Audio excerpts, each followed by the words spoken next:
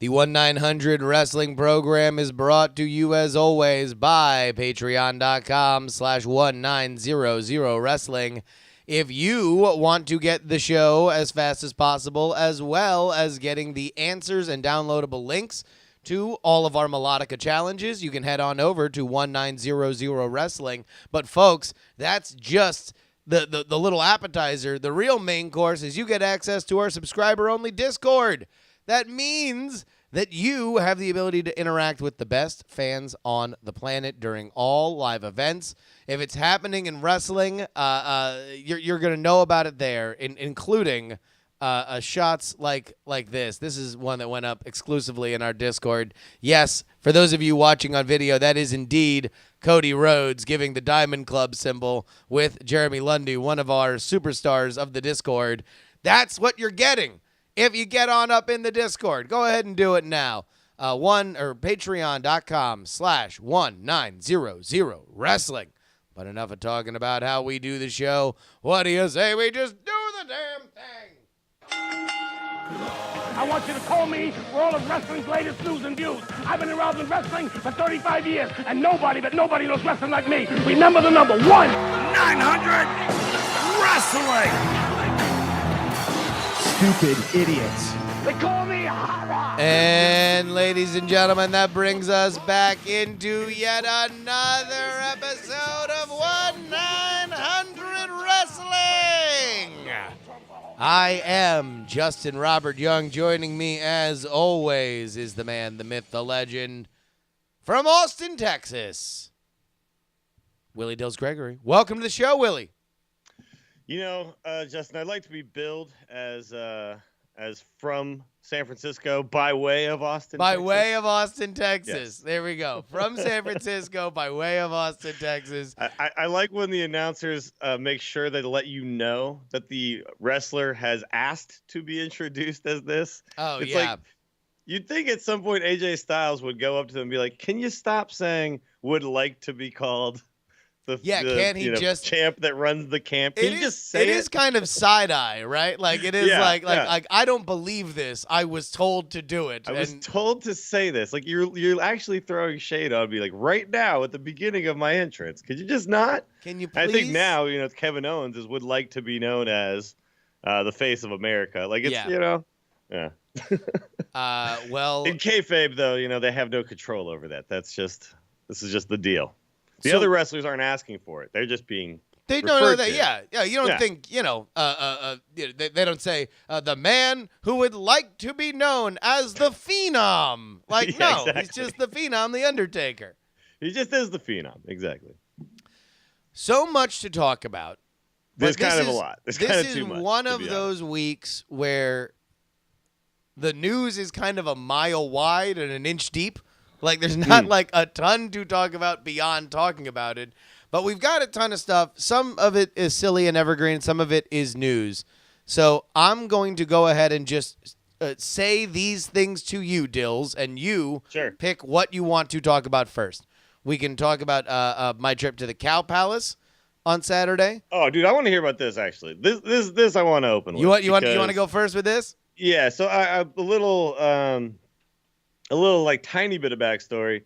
So the first time ever in the history of like a 7-year relationship, a girlfriend expressed interest in seeing a wrestling show, and it was this show that you went to. Now she ended up not being able to make it. I think she ended up having like a friend call her, and they had made plans or something, so it didn't work out. But she I didn't ask her, I didn't prompt this. This was just got a text randomly. Hey, I think I want to go to that wrestling show on Saturday. Do you think that would be fun to go to by myself? And I was like, no, just hit up Jury. He's going. I'm going, yeah. But I guess she didn't end up making it happen. But it was still I was like, this is a step. This is a tiny little step here. Normally, she hates it when I watch the wrestling while she's here. So, yeah. I got excited text messages from you just at the idea that this could happen. Like the simple thought that this, it doesn't matter if it actually happened or not. There was an attempt. There was interest, and that's all. We can build on this. We can build on this. This is the seeds being planted for a face turn. My girlfriend's final face turn. She will stop being a heel finally in my life. Finally, especially when it comes to your wrestling watching. Yes. So here's the deal. This is it was an all-pro wrestling show, which is one of the biggest promotions, indie promotions up here in Northern California. They usually run, I think, for a couple hundred, maybe in the thousands or something here and again up here. Although, to be fair, I had never been to an APW show before. This was a super card. A lot of bold-faced names. Of course, headlined in the steel cage. It was Cody Rhodes versus the king of sleaze himself, Joey Ryan. King of Dong Style. The king of Dong Style. Right. He did hit the YouPorn plex on Cody during the match. I bet Cody sold it like $1 million too. Cody, right? Oh Jesus, yeah, he full flip. I don't know how he recovered. He wound up getting over the cage and winning. But really, I think what was rad about this was exactly kind of how regional it felt. You know, I guess it had been 40 years since a regional promotion had run the Cow Palace. It was something like absolutely ridiculous, and they really pulled out all the stops for it. But, you know, at the end of the day, you're in a stadium that is, I mean, I think charitably a quarter full, right? Like that it was kind of like you know, maybe a third. And yet, it felt so alive. Like, it was, you know, and they had some mic problems. But other than that, crowd was super into it. Everybody was hanging on every, announcement. They kicked it off. Here's a bold move. You know, they started the show, super smart, with a 30-man battle royale. Whoa. Now, did a lot of these people come back and wrestle again later? Or were how many actual wrestlers were there? That's crazy. It was a lot of wrestlers. A few Hood Slam favorites. Some local favorites, I'm guessing. Some local favorites. That out, right? Opening the entire show was one of my favorites from Hood Slam. I don't know if he wrestles in APW regularly, but the Berkeley Brawler. Nice. Who is a smug, unbearable hipster who comes to the ring on a Razor scooter to the Arcade Fire. That's awesome.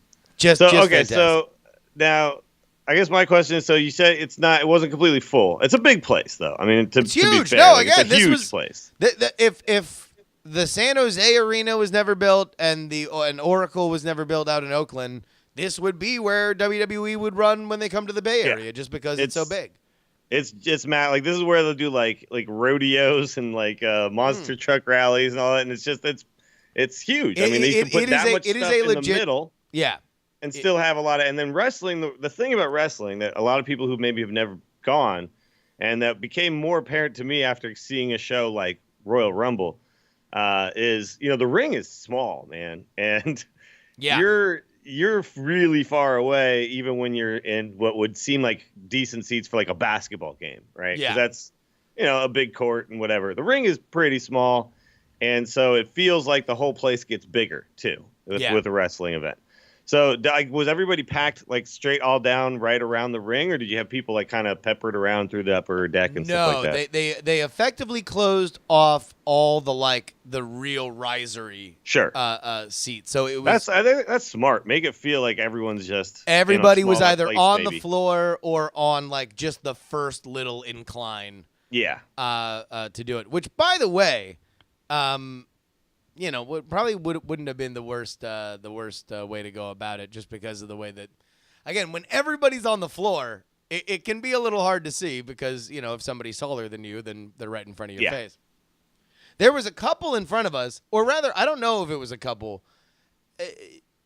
It was either a father and son or a boyfriend and girlfriend, and I couldn't tell from just the back of their heads. Well, I mean, look, it's the Bay Area. I guess we can just kind of leave that there. But you know, I have no idea what happened, except to say that, you know, there might have been some Titus O'Neil style kisses on the mouth, which for me, I mean, who knows? I saw Titus do it, so it could be a father and son. Yeah. No, it's like, look, people they express their love in different ways. You know? Great show. Highly recommended. Wish I would have bought more merch. And hopefully, seeing the light of day, some friends of the show are making a documentary about Joey Ryan.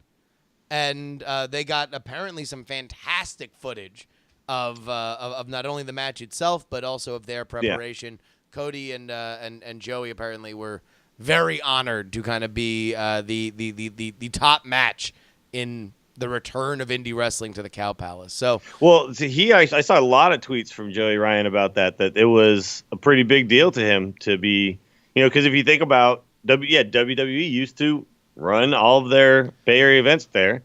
I mean, WCW, listen, that building saw Hogan versus Sting. It saw Hogan versus Piper, like in the big matches, in the blow-off matches. The only time I went to wrestling in the Bay Area was as a kid. Cow Palace. Hogan was there. Boom. Big Boss Man, Hogan, Piper. There was a little controversy. Pat Patterson, the man, the myth, the legend, who, I almost wonder whether or not they did this as kind of a wink and a nod to the super nerds in the crowd. They brought out Pat Patterson just to let everybody know that he was there. You sure? Right? Yeah. Didn't say anything. He did a bit a little later, but then immediately afterward, they started the Battle Royale. And since Pat Patterson is the famous guy who came up with the idea for the Royal Rumble, has booked some of the most memorable Royal Rumbles, I wonder if that was a little wink to the nerds to be like, oh no, this is going to be awesome. We asked Pat Patterson about this, and he told us it was great. People in the chat are actually asking an interesting question too, which is was Cody the face? Cody was the face. Joey was the heel. The villainous Candice LeRae, who competed in a fantastic match with Rachel Ellering and local Hood Slam favorite Shotzi Blackheart earlier in the night. She came back to interfere in the match, only to be neutralized by Brandy Rhodes. Wow. In the climax there. But so here's the deal. Pat Patterson comes out, and he's Pat Patterson, and he's telling everybody how much he loves them. And, he used to wrestle this in the 60s, yada, yada, yada. So he actually cut a promo? Cut a promo. Gave him a mic and everything? Okay. Thanks the crowd. Everybody loves him. Then they got another guy who came out. I guess he's a local heel, right, for APW. Starts pooping on him. The crowd's pooping on the heel. Everything's going according to Hoyle. But then Pat Patterson decides to shut him up by grabbing his ding-a-ling. Mm. And for whatever reason, that's a signature move, right? Yeah, I don't know if that. I mean, it's so hard to discuss this story without just kind of. Pat Patterson's gay, right? And he's famously gay, and everybody knows that he's gay. And so Pat Patterson in San Francisco grabbing somebody's dick in the center of the ring is something that for whatever reason wound up making it into, I saw on my Twitter account, that here we go. This is Pro Wrestling Sheet. Big shout out to Ryan Satin who runs this. Let's go ahead and put this up here on the screen. Pat Patterson makes appearance at Cow Palace event, and then things went south, and this is him grabbing the dude's And did the crowd pop for this? Crowd popped. Yeah, sure. I mean, I would guess.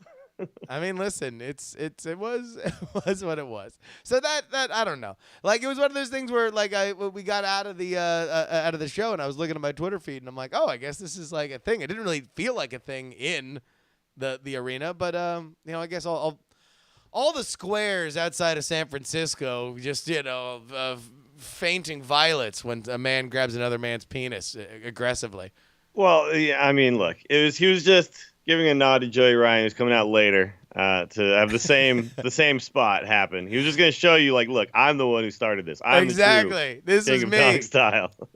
All right. Let's go back into our bin of topics. Do you want to talk about the name of the new pay-per-view, Jim Ross's return to WWE, the big match in New Japan? Let's talk about Jim Ross a little bit. This is kind of nice, right? I mean, this is I think this is a great way to kind of get him to be a fairly big part without maybe putting the stress of like having to start traveling the road consistently with the team in like a time very clearly where maybe he should be kind of chilling out a little bit. It's nice to have him back in the fold, obviously. Yeah. But you don't want to push things too hard right after like a huge event in your life. So the news is this: Jim Ross will be the voice of the new weekly United Kingdom show that they are doing. It looks as if what's going to happen is they will shoot episodes, like they shot episodes now because they're there. WWE is touring Europe and England specifically. So they shot some stuff, and now I guess much in the same way that Jim Ross has done voiceovers, before, like Mauro Ranallo's done them for New Japan. That's what they're going to do. They're going to get him and Nigel McGuinness in a booth, and they'll record. It'll be like old school SmackDown, right? Where everything happens after the fact. It was kind of funny if you watch SmackDown before they were doing it live, and you would see they were sitting at the announce table, and sometimes they were just sitting stone-faced, and there was commentary happening. And they were talking. I can see them. They're not talking right now. But, so I guess the question I'll have is, are they even going to present them as trying to be there, or are they just going to have them like 100%? Like, I'm guessing they're not even going to show them like there, right? No. Yeah. I don't. Yeah, I don't think they're going to green screen. Sure. The action. SmackDown was them. kind of like a kayfabe thing where they were like, oh yeah, no, the announcers are here, they're doing it live, like. Well, they have to do stuff like that. Like they'll always like the episode right after, like an NXT takeover, right? Is always the matches they shot before the actual live takeover. And so they'll always do the like, we're still here in Milwaukee where. But no, I think this is great. I think it's Jim Ross also says in that same blog post that there's more that WWE has him booked for, so business is about to pick up and announcements are forthcoming. Big ups to Jim Ross. All right, Omega Okada is set. NXT is good again. Matt Hardy is naming executive names on Twitter, or the Kings of Leon lead singer gets roasted. Oh, God, Kings of Leon, dude. Okay. All right, let's go for it. This to me was kind of funny. I don't know. So I'm actually a Kings of Leon fan. I really like that band. Ever since Aha Shake Heartbreak, which I think was a really great album, I actually quite enjoy them. How would you describe their sound? Well, so they started out as kind of a southern rock style band. So it kind of got popular at the same time as some other stuff was getting popular that had very much that southern rock sound. So, and it was getting big, funnily enough, in the UK before it got big in the States, right? So they were like huge in the UK for a while, and they're kind of like a little known secret to a lot of people in the States. And then they had, I guess it was Sex on Fire that was their big thing that kind of blew them up. But like something you could say like Alabama Shakes or something like that's like kind of how they started out, right? As being this like kind of like a roots southern kind of in the grand tradition of CCR or something like that. Like, sure. Then they've kind of now morphed a little bit into more of an experimental like arena rock sounding thing a little. It's interesting. It's still their own like style, but they've definitely progressed, which I actually like. A lot of people hate when their bands change, right? Sure. I really like it. Like a lot of people, like when Metallica put out Load or whatever, and it was like, what is this? Now we are getting into like the defining musical arguments of my childhood. Sure.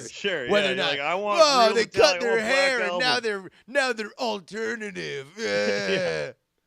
But like to me, I always think like you already made that album. Like don't make that album again, right? Yeah, make why? Something different. So to me, like it's great. Like and I actually they're one of their albums. I can't remember which one it is now, but I remember like I got it and I was like, oh no, this is weird. And then after like a couple listens through, I was like hooked to that album. I was like listening to it constantly. So I always really liked them. They're young and they're all kind of weird. They have a weird story that they were all like raised by a really Christian family. Yeah.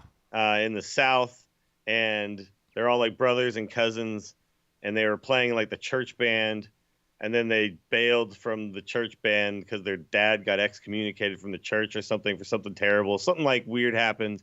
They all bailed from the church thing and just started like smoking a bunch of cigarettes, drinking, and playing rock and roll. And just becoming rock stars. Well, how about this for a lead single? So what's his tweet? Hey, adults, this is Jared Followill. Yes, he's the bass player, by the way. Hey, adults, let's maybe not watch professional wrestling, you know? Now, this isn't that...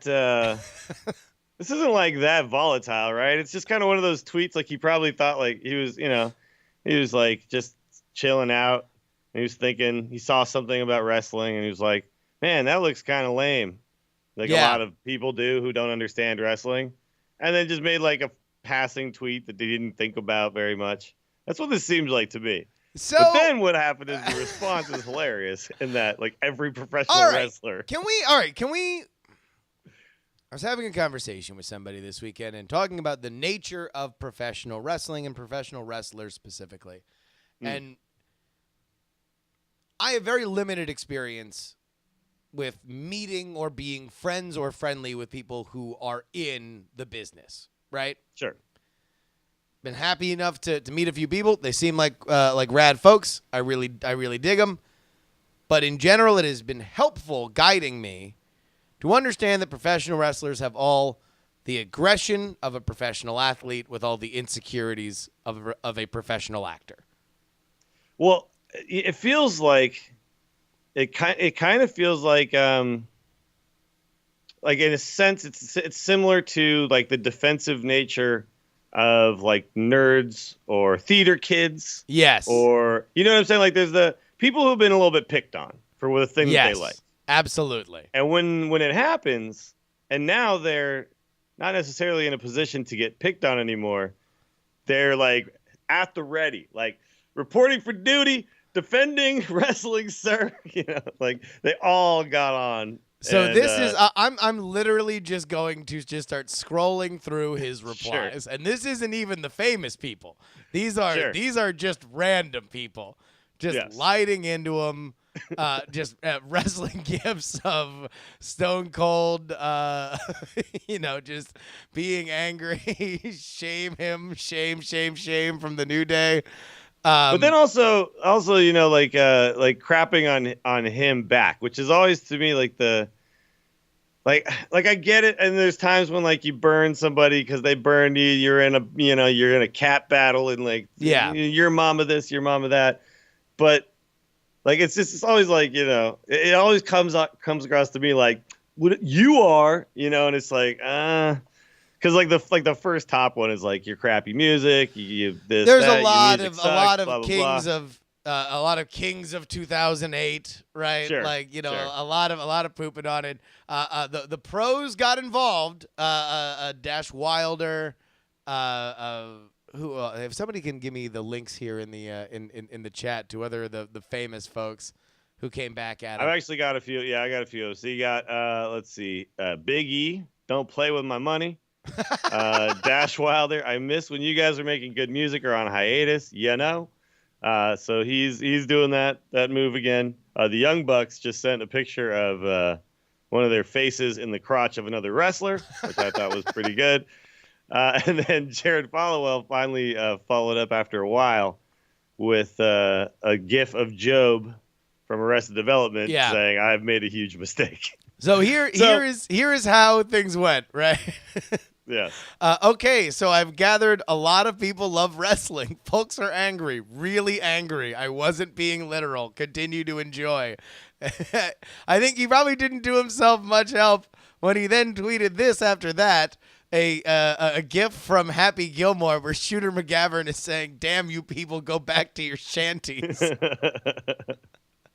I think though, like the thing about it is he started memeing along and everyone was sending it like it's in the end, it's kind of all in good fun, and I hope that people actually kind of take it that way. I prefer to take the stance of when, because I actually recently had this situation come up like again, which it just kind of does at this point, where somebody was like putting on like a boxing match, and we were watching it, and I was like, man, I prefer to just watch wrestlers because man, this guy's actually hurt. Yeah. I was watching like the guy, and he was like, they had him all gelled up or whatever with the Vaseline, and his face is beaten to hell. I'm like, I just don't find this entertaining. I just find this like sad, and I was like, I like wrestling. And the guy was like, what? Wrestling? What? That's stupid. You want to watch boxing or UFC? It's real. And I was like, okay, here we go. And I take it as like a challenge to explain what I like about it and why it's fine to like it, and not as like an insult, right? To like me personally, which I think is what I think a lot of people do. They kind of immediately turn it into like this thing where they gotta like hit you back rather than just have like a conversation about what they find good about it. Yeah, there is just so much of the like, we are damaged, little goth kids. And so literally whenever anybody does anything to this community, everybody freaks out. And it's like, no, it's real. it's a great entertainment. You're not my dad. Stop hitting me. Yeah. It's like, I think we can all just take a step back and just have fun with this type of stuff too. And some of the people were clearly having fun with it. So for you guys, good ups. That's what we should be doing. Yeah. For the people who like were taking it way too far, way too seriously, it's settle fine. down. It's fine. And the guy had a sense of humor about it. I do. I don't know. It reminded me a lot of the of the Conor McGregor thing. Except at least like for Conor McGregor was trying to sell a fight, and so he was picking fights with people so people would be talking about him, so they would have an interest in watching him fight somebody. Right? Yeah. Like, I don't know about the Kings of Leon guy. He just seems... And also, like... Yeah, like I said, I think it was a passing tweet, and then he was like, holy crap, like, I riled up a friggin' hornet's nest here of, like, people who are mad at me now. Also, like, who's on the radar? Who's manning the radar to make sure that every member of every band... is not talking negatively about wrestling, right? Like, yeah, I know, yeah. So weird. That blew up so fast. And I'll tell you what, let's go. That's Twitter, though, because, he is a famous person. He's got a lot of followers, so I'm sure just some wrestling fan, there's a little crossover, some wrestling fan who also likes Kings of Leon, and then was like, oh, God, what? And then retweets, and then, other wrestling fans see it, and yeah. Let's go ahead and stay on the Twitter beat. This is the continuing and evolving saga of broken Matt Hardy and whether or not he will indeed be allowed to re-break. Alex Brennan, random Twitter person, replied, Impact Wrestling. You know who loses out on the war over #broken? Not Matt Hardy or Jeff Hardy, just you and the fans who resent you for it. This was a sentiment that Matt Hardy could very much get behind, as he quoted it and said on top, shows they do not care about the fans. At Ed Nordholm wants to keep my creation, the Broken Universe, hostage from fans who wish to see it. From my vantage point, this is the first time that he has called out somebody by name within Impact, and not just kind of referred to them obliquely as the obsolete owl. A quick look on LinkedIn reveals that Ed Nordholm is indeed the general counsel for Anthem Media Group and now the president of Impact Wrestling. That's an interesting jump there from general counsel to president. Like, okay, he's our lawyer. Yeah. Now he's our president. Like, yes. What? There's a lot. I mean, there's a lot of the shakeups that continue to happen at Impact, by the way. But that just seems bizarre to me. Yeah, you're right, though. This is the first time he's calling anybody out by name, specifically pointing at somebody. The thing that worries me about this is the pitchforky nature of the internet. Oh yeah, So, now this guy is gonna have his own. He should go to a Kings of Leon show. Like sure, at this point, yeah, they can hang out, right? Yeah. Like he should actually, that should be, now he's the president, his theme music should be a Kings of Leon song as he comes out every time to cut his heel promo at the beginning of the show. But I don't like. I'm not a big fan of this, but this kind of feels like how they're like. This is the gimmick right now. Is just him being on Twitter. So I don't know. I'm just enjoying like all the manicness of his tweets right now. But they're doing the full motion. He's got Jeff doing it too. I've seen some gifs of them like on this tour that they're doing in Europe, and it seems like whether or not this guy wants to stand in the way, it's not going to happen. Well, I mean, I think the to read the tea leaves of what people are into here, you know, I don't know whether or not this is a negotiation with Impact, whether or not it's just the WWE deciding, hey, file a C&D. We'll see where this goes. And also, I don't know what WWE really wants to do with the whole broken gimmick. Yeah, no, it's true. Although I will say this though, it actually isn't the first time. It's not new for his gimmick, the broken gimmick, to use other people. I mean, Meek Mahan was, a huge character. He was for the broken gimmick. So maybe now, this is his new character he's going to be attacking. People in the chat are bringing this up. I had not heard of this yet, but apparently the New York Times of the wrestling industry, Dave Meltzer, said that the Aiden English Drama King character is a stab at Mauro Ranallo. There was a bit of an update on that this weekend where apparently the agent of Mauro Ranallo kind of made it seem a lot more like Mauro didn't really like the micromanaging of WWE more so than any kind of bullying thing. He seemed to downplay the kind of idea that he was bullied out of the company. Mm-hmm. But I don't know. I mean, what's his butt was doing the Drama King character before the Vaudevillains in NXT. Like, it seems like he's just doing the same bit now on SmackDown. Aiden English is that he was doing on NXT. Yeah, I don't know. I thought the whole point of the character was just that he was an actor and he wanted to sing a lot. Like, yeah, what? Like, what does this have to do with Mauro Ranallo? I don't know. I'm sure the Meltzer clip goes into it more so, and everybody can enjoy that. Yeah, but that guy's got to fill like 5 days a week of content, right? So yeah. He's got to look deep. He's got to read between the lines and find out what's going on sometimes. So that's true, sometimes man. when he says something, I'm like, maybe he just needs to say something. And today. by the way, those aren't like 5-minute clips or nothing. Like those are like they do like 2 hours a night, whether or not there's anything to talk about. No, they go deep. I mean, this is like I always used to get amazed when I worked in radio that like you think that it's so crazy that like Rush Limbaugh said something that sounds insane, and you're like, the guy's talking for 5 hours a day, 5 days a week. Yeah, he's just running out of stuff to say. So at some point, he just kind of, if I talk for 5 hours a day, and I kind of do 5 days a week, I'm gonna end up saying some stupid stuff. Oh, and my absolutely. chat actually keeps track of it. If you type in !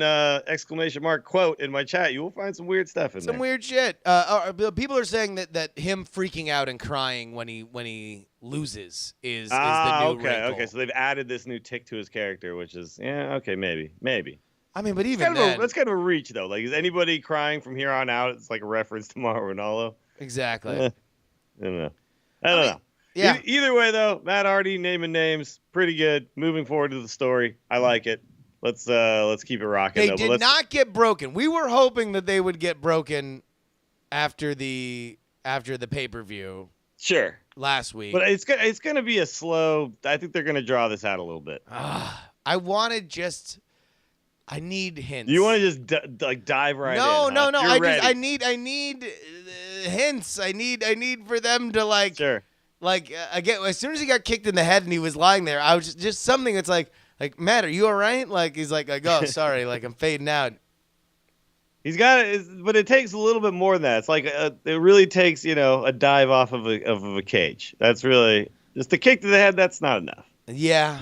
By the way, though, in that match, apparently Sheamus was just kicking everyone in the damn head because he actually did knock Jeff's tooth out. That's a fact. fact. Guess so. No, totally. All right, you let's remember go. the whole thing where it was Big Show's KO punch versus Sheamus's brogue kick, and they had like that punching bag game that you see in like bars. Yeah. They like brought it out and like measure the force. Which one has more force? Oh my God. I mean, kayfabe, it would have to be the knockout punch, right? Like that. Yeah, that puts one everybody hit out. always knocks you out. Yeah, but I think brogue kick though, that's a pretty protected finisher, man. I can't remember somebody actually kicking out when he hits it full on. People have like rolled out of the ring and stuff, but yeah. You want to know what? I hadn't really thought about it like that. Let's take a look at a big match being set up across the Pacific. It is Kenny Omega versus Okada. The first rematch from their Wrestle Kingdom 6-star classic at Dominion. I don't know enough about New Japan to say whether this is the best move or not as good as it could be. Do you have any feelings other than it's exciting that this is happening?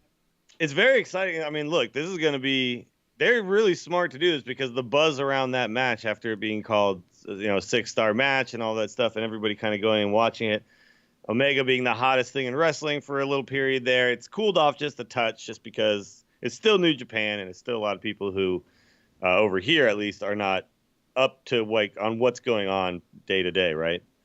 But this is going to get a lot of buys, right? Because people are going to they want to watch it as it happens, right? Yeah. They want to kind of like be in the know. So it's definitely going to get a ton of buzz, and they're going to make some money because of this. I guess my only concern about it is, what do you do after a 6-star match? When you have do you go for the 7 stars? Seven's your key number here. 7 little chipmunks twirling on a branch, eating lots of sunflowers on my uncle's ranch. That old children's tale. I think they're going to go a different direction, though. I think rather than like trying to top it necessarily, I think what they're going to do is go a little bit more like the next chapter in the story. Maybe this. I'm curious if they're actually going to put the belt on Omega. That would be kind of crazy. That I think is really the most interesting wrinkle here. Is you got to wonder how much of this is looking outward toward this summer's shows in Long Beach with the G1. Sure. Like, if the champion of New Japan Wrestling is a white guy who can speak English that can do press for them, I think that might be something that they're very excited for. So who knows? No, I mean, absolutely. The thing is, they did, though, in the last match, they teased like the one-winged angel, which is Kenny's be the big finishing move, which again is a very protected finisher there. And they teased it over and over. That was kind of the storyline. Was like, can he hit it? He just couldn't hit it. And then there was like a long period where Ken Okada hit the Rainmaker, right? Like this was just kind of back and forth on this whole thing. Apparently, like a really hard clothesline is worse for you than many of the other things that happened to those men. But that's fine. This is part of wrestling. So maybe the storyline here is different. Maybe somebody's selling an injury the whole time. Maybe there's something else going on here that allows or maybe this time the Young Bucks actually get involved, right? Because last time they were there, they never actually did anything. I feel like they're moved towards more of a story-based match rather than, oh my God, insane spot after insane spot, and more of something else that's going to kind of push a feud that maybe then they can have a bunch of matches during this little tour here. So I don't know. That feels right to me, maybe, but we'll see. Yeah, it also kind of feels like this is whatever this is not the end of Kenny Omega and Okada, right? No, like this is going to set up an even bigger match with them either down the line, if not at Wrestle Kingdom. I think they really should be.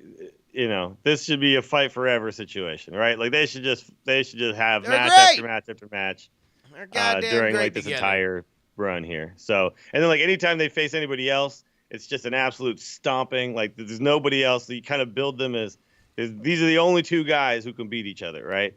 But I think for that to work, you got to let Kenny win at some point. Yeah. So Kenny's got to. I think he's got to take this one maybe, and then you just have him like keep going at it. And other people during the tour are like trying to challenge him, and it just doesn't work. Nobody else can touch him. So let me shout this out here. So we watched the Payback show.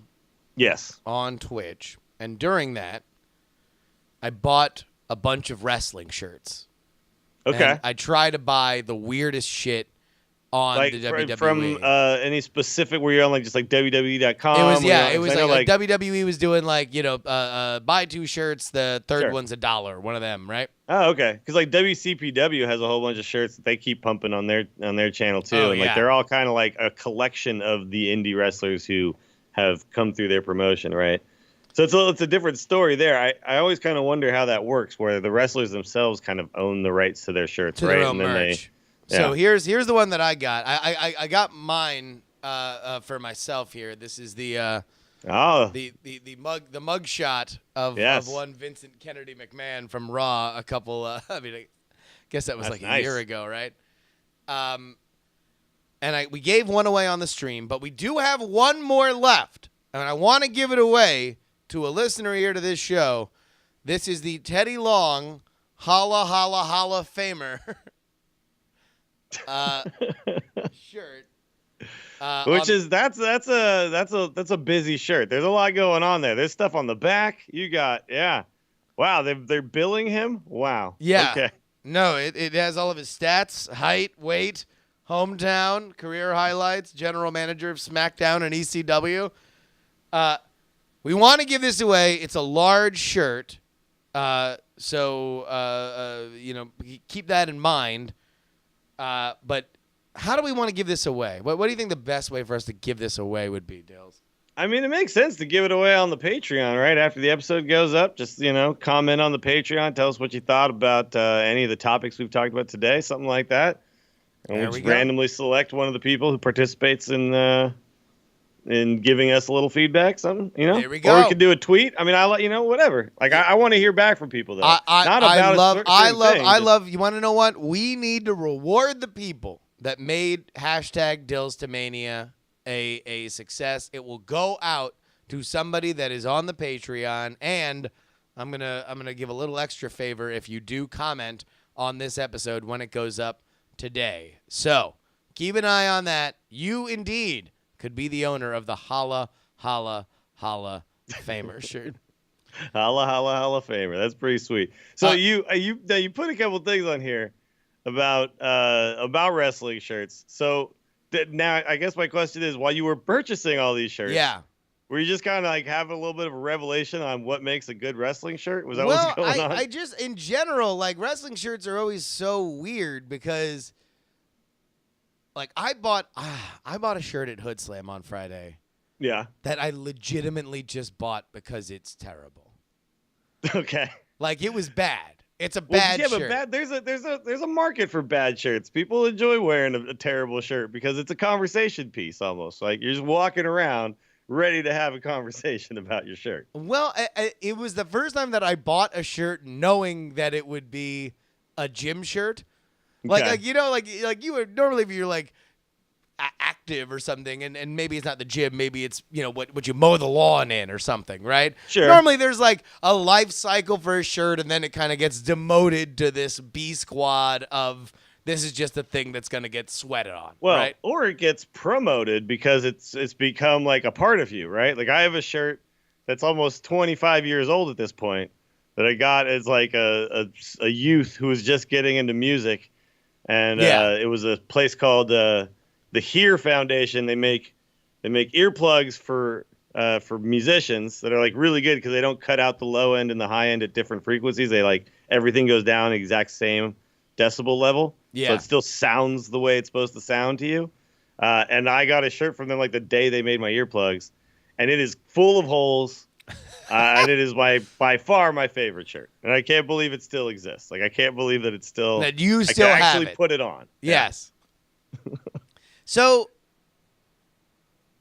when you're looking at a wrestling shirt, oftentimes it's more of an emotional purchase, right? Like, Sure, either it's you're tied to the wrestler more than like the actual design of it, right? Yes. So, yeah. You want, it's basically like a really, really, really low stakes tattoo. Yeah, exactly. I can decide I don't like this guy anymore if I change my mind. I can take this shirt off. I think that for me, I definitely look for like a guy that I'm into, right? So, Kevin Owens was my, first, like, when you asked, you were like, who, when you went to, I can't remember what show, and you're like, which shirt do you want? I was like, well, Yeah. Kevin Owens. And that's when I'm like, I'm not the one actually there perusing the shirt, right? So I'm literally picking the shirt by the name. Yeah. But when I'm at a show, I really like the shirts that have, like, they look kind of like band shirts and not these kind of like, there's like when there's so much going on, and like 5 different colors, and all this stuff. Like, that's a shirt I'm like hesitant to actually commit to wearing, right? Where are you at? Oh, by the way, Strike It Rich nails it in the chat. It is indeed lower stakes than a henna tattoo. Yeah. Okay, but like, look, like the Bobby Roode glorious new shirt, right? Sure.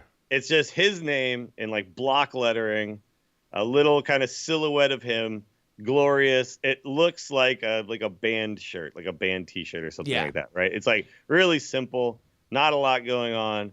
I think the stars are colored something, but everything else is like black and white. Could right? be, but a band. That's a shirt I look at and I go, I'll wear this whether I like Bobby Roode or not. Exactly. So. It could, for all intents and purposes, be a Kings of Leon shirt. Yeah. You know. Good callback. Where are you at on the parody shirts?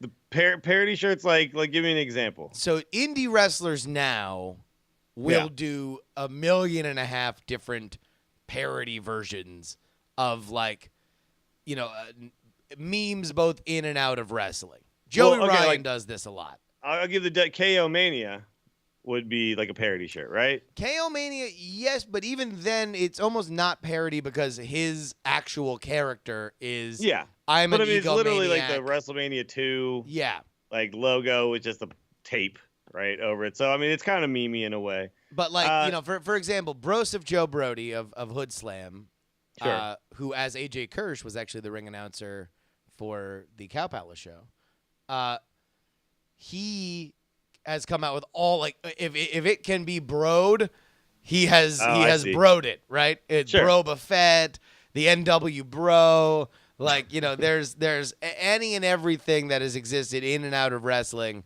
has had, you know, that thing. And initially it's like, oh, cool, I know and like that as well as this indie wrestler, I'll get it. But now to me it's kind of had diminishing returns, because now other people will come up as like a fan of Boba Fett and be like, yeah, man, I like Boba Fett too. And then I have to have this conversation of like, yeah, but like, this isn't about Boba Fett. Do you also like wrestling?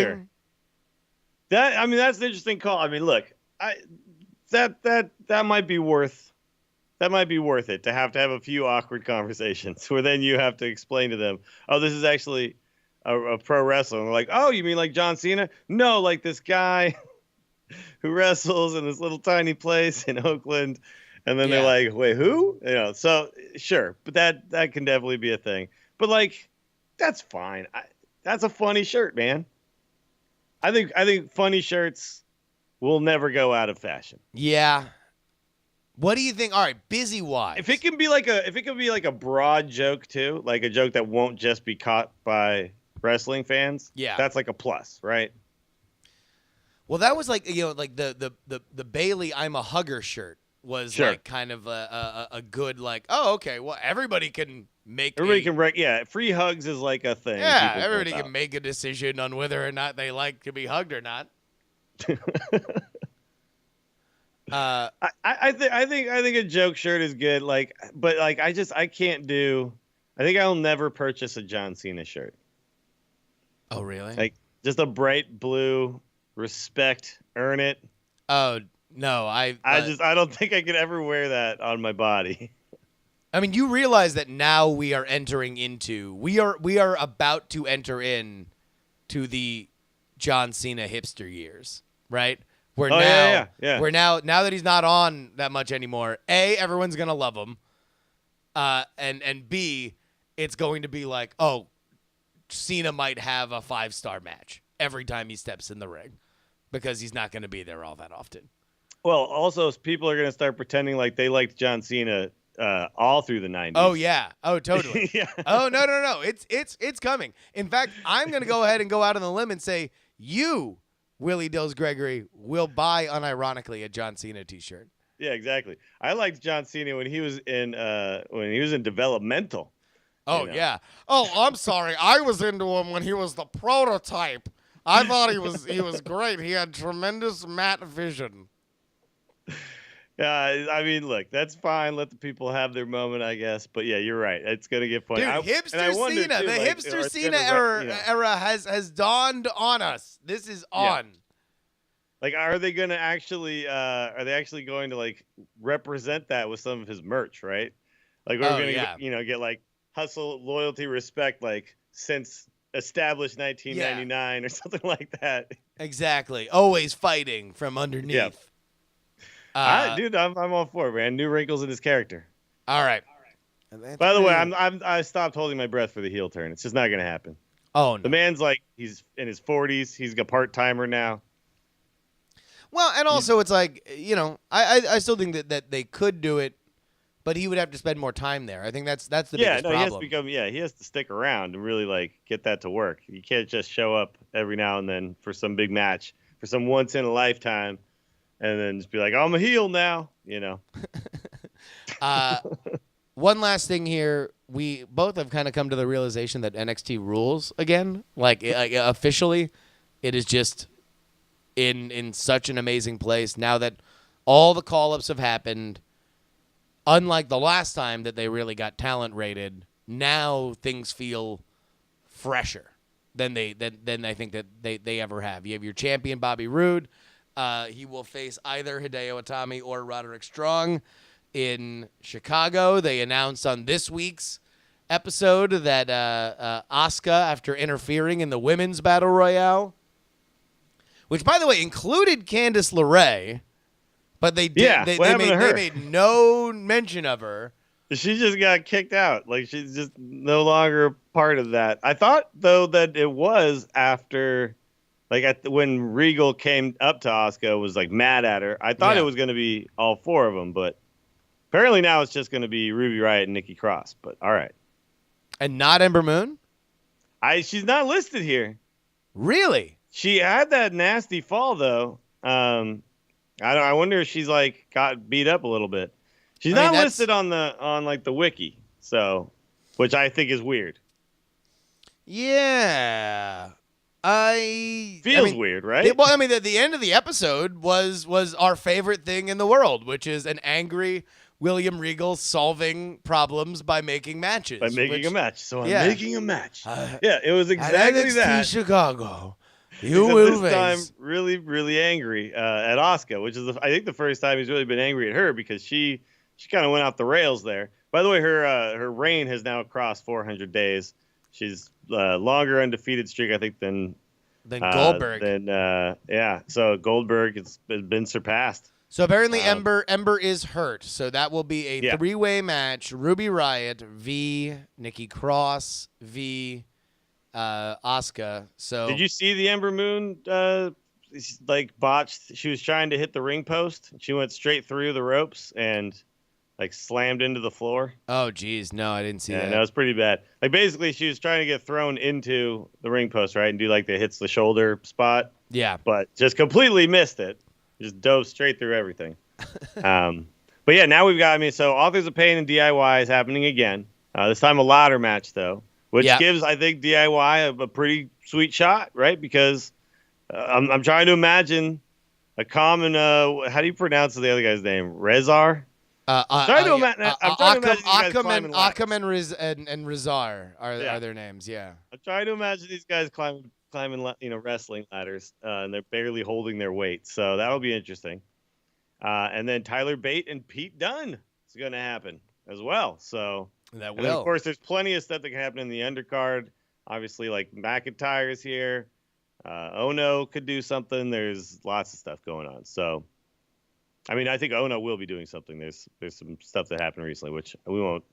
You should watch NXT. Yeah, on NXT. Read the spoilers. How about we go ahead and take a look at this while we wait? This is Billie Kay and Peyton Royce leaving the ring together. Oh, this is my favorite thing of all time. at a local show. They can't break their hug, so they just roll together under the bottom rope. Once they start hugging, they realize how much they love each other and can't let go. And so that makes sense. They're clearly they're soulmates, and this is a bond that will never be broken. Name a more iconic duo. I'll wait. if they ever talk about how they're gonna have a festival of friendship, I'm just not gonna watch. Oh Man, God, no! I don't think that the world could take it. They could never split up. I'm sorry, it just can't happen.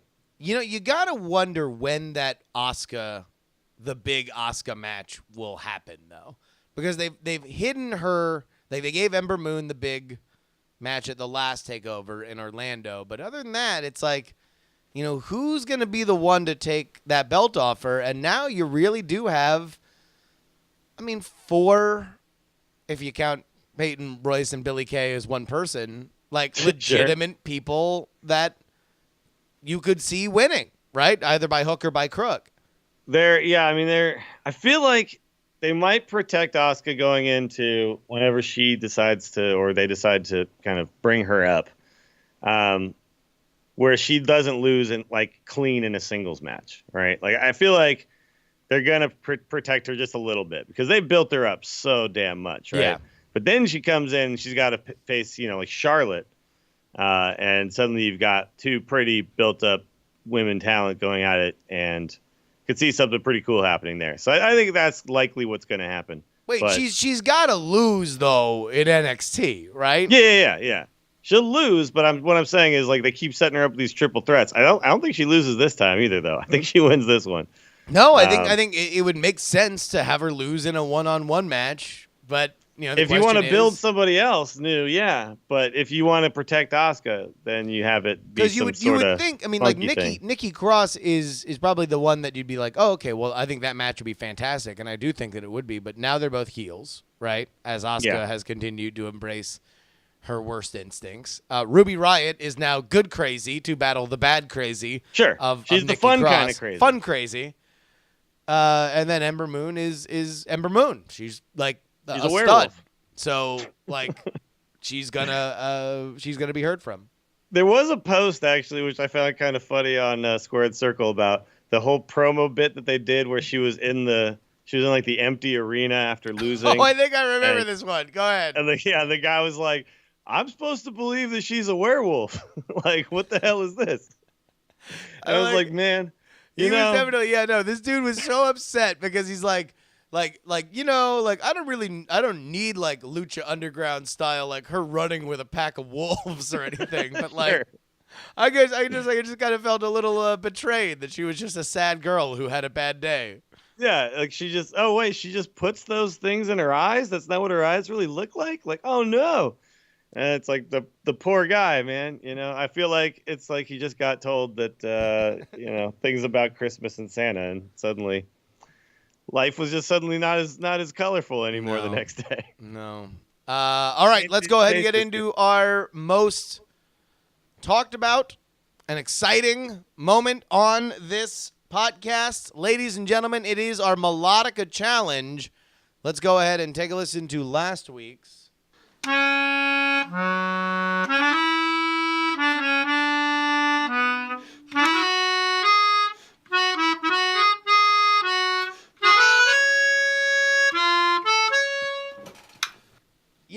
We told the maestro, Trey Warren, you got to start drinking more. Like, because these are starting to get too good. This is one of them. He assures us that they start to get a little wacky as we continue to go along. Well, I'll say this, though. The Goldberg theme, it's not like it starts off with a flurry of staccato notes, right? So once you hit that first little bit, it becomes pretty obvious. But okay, so Chad's bringing up a good point. Is it Goldberg or is it Gilbert? Gilbert, yeah. Gilbert. Well, you didn't need to be Doug Dillinger to knock on that door. Let's go ahead and take a listen to this week's Melodica Challenge.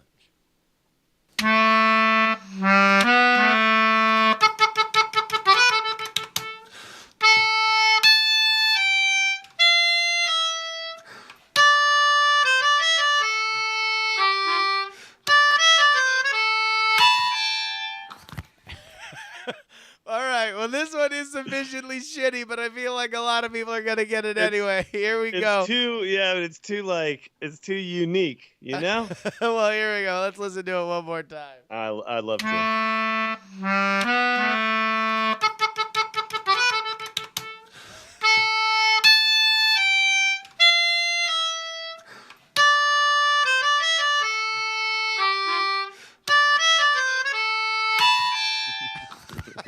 So I feel like here's what happens. He starts off, Trey Warren starts off, and he's built up his energy. He's sat there and he's learned it.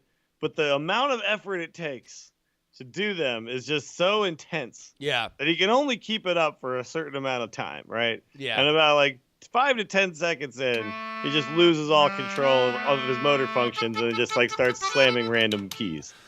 That I can respect that.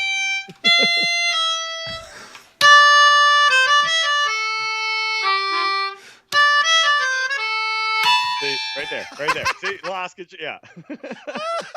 He fainted right after that. It was just a mess. Yeah. You can download the original clip as well as get the answer earlier than anybody if you follow our Patreon. That is patreon.com/1900wrestling.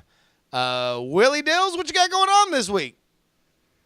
Just a lot of streaming of the Hearthstones and watching of the Warriors continue to kick everyone's butt. So just pretty much that. So check out the stream, twitch.tv/Willie Dills. Also, patiently waiting for my favorite pay-per-view name that's ever happened. Great Balls of Fire. We didn't get to that. Great Balls of Fire. Quick honorable mention at the end of the show. Great Balls of Fire coming up. I mean, hey, listen. It's only in Dallas. Sure. You could get out there to Great Balls of Fire. It's a 3-hour drive. It's not very far. The beauty of living in Texas is that wrestling seems to always be passing on through, you know? Because, I mean, it's right in the middle. They got to keep going back and forth, you know? So I don't know whether or not I'm going to look up Great Balls of Fire tickets. Maybe the 7 deities will bless a hashtag Dills to the balls. I think it's hilarious. A lot of people have been making note about it being a terrible name. Whatever. I can't wait for the promos. Who gives a shit? I swear to everyone's like, oh my god, the sanctity of wrestling pay-per-view names. Like, who gives a fuck? Yeah, settle down. Sit down, Marks. Well, listen, I can't wait to hear the promo of like Paul Heyman being like, at Great Balls of Fire, Brock Lesnar. I can't wait for this. Especially because all the wrestling promotions that have all the cool cred name their shows insane names that have no connection to anything. Like, Progress did a show called Old Man Yells at Cloud, you know, which is a Simpsons reference that had no payoff. Hood Slam show on Friday was Wubba Lubba Dub Dub, which was literally just a Rick and Morty reference with... I guess there was technically a payoff because Broseph Joe Brody burped into the mic a couple times and there was a portal involved. But aside from that, like, there's really no connection. Whatever. They're pay-per-view wrestling names. Just be happy that they're not called WWE Show taking place on date in city. Like, that's all they have to be. I'm with you, man. I'm with you. The Reverend Buck says, I have a complaint because it's a July pay-per-view and Great American Bash is a better name. Sure. Yeah, I agree. But also, so's World War III, and so's Halloween Havoc. And fair enough. So you can get ringside for $300. Oh, really? Although I'm looking at the $300 ones. These are the ones where clearly like your whole view is gonna be obstructed by cameramen. But I mean, look, okay, you know that's for a WWE show, you know. That's a thing, man. What? Maybe the old Patreon fund. Maybe we tap into that a little bit. I don't know. We'll have to find out next week. My name is Justin Robert Young. You can follow me at Justin R. Young on every social media platform that you possibly can find. Also streaming right here. Twitch.tv/Justin R. Young every single day of the week. Dills, I think a very fruitful week of wrestling? Anything that you're looking forward to on Raw tonight? I mean, Raw's going to be a lot of fun. I'm just very excited to see what's happening with the Hardys right now. Just give me the Hardys. I'm going to be patiently waiting. Oh man, the second that Jeff came out, or the Matt and Jeff came out, I was just like, no, like have your head wrapped up in something or like an ice pack. Like, well, look, I mean, this is now like a week removed from this whole thing where they're on tour, and we've seen both of them doing the delete. Now this tweet has come out. Something's happening tonight. Yeah, tonight's the night. You think it's tonight? Tonight's the night. I mean, tonight's Bright like the first like, real crowd. big tease. We're going to get a big tease tonight of something. It's happening, dude. I'm telling you. I mean, if you were going to get a hot reaction, the London crowd will give you that pop because these are recorded. Hell yeah. In fact, I'll tell you what, they're probably in the arena right now recording Raw from over there across the pond. Now, unfortunately, I won't be able to watch live with the Discord people because there's a Warriors game at I believe 7:30 my time. So you can just take off at halftime. Those Warriors games. Well, maybe. I mean, lately that's how it's been feeling, but yeah. It's fine. It's whatever. I need to find a place where I could get this was very difficult in Austin, Texas, where I could get wrestling and the Warriors like on two TVs right next to each other. If I could make that happen tonight. There's enough bars. I feel like there's enough there are enough bars in Austin that you could maybe you just need to slip an extra tenner to the bartender and you can figure that one out there. I just got to make sure the first drink I give a good tip, right? And yeah. Like, hey, yeah. And then be like, basketball on one, wrestling on the other. All right, ladies and gentlemen. That about wraps it up for this edition of the show. Again, patreon.com/1900wrestling. Thank you guys for supporting us. This is Justin and Dills hanging up. Bye. Stupid idiots. They call me Hara. If you smell what the Rock is cooking. And his name is John Cena. Well, look at this prima donna. Thank God Donald Trump's a whole maniac.